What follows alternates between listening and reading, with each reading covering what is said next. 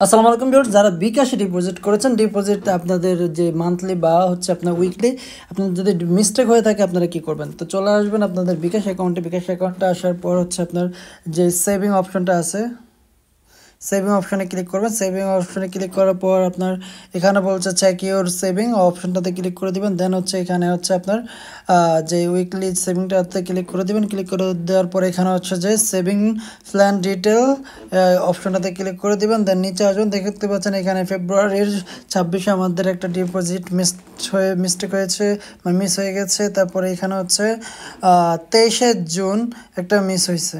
এখন এই মিস ডিপোজিটগুলো আমরা কিভাবে দিব? আমরা এখানে নিচে দেখতে পাচ্ছেন মিসেস ডিপোজিট, এখানে এরো বাটনটাতে ক্লিক করে দিব। ক্লিক করে দেওয়ার পরে কোন 2 মাসেরটা দিতে চাচ্ছি দুটোটা সিলেক্ট করে দিব। সিলেক্ট করে দেওয়ার পর হচ্ছে আপনার যে কোনো একটা সিলেক্ট করবে। আমরা হচ্ছে আগেরটা সিলেক্ট করে দিই।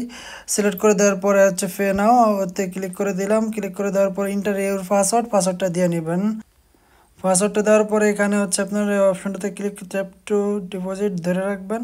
দেওয়ার পর দেখতে পাচ্ছেন আপনার ডিপোজিটটি সাকসেসফুল হচ্ছে। Saving repayment request has been submit for processing, এটা কিন্তু প্রসেসিং হচ্ছে। দেন হচ্ছে আপনার এখান থেকে আপনার তো ব্যাক টু হোম চলে আসবেন। Thanks for watching. বুঝতে পারলে চ্যানেলটি সাবস্ক্রাইব করে সাথে থাকুন। আর যারা কীভাবে সেভিং ডিপোজিট করবেন বিকাশে বা নগদে যদি না জানেন আমাদেরকে জানাবেন কমেন্টস করে, আমরা এই বিষয়ে একটা ইন ডিটেলস ভিডিও আমাদের এই চ্যানেলে আপলোড করবো। Thanks for watching.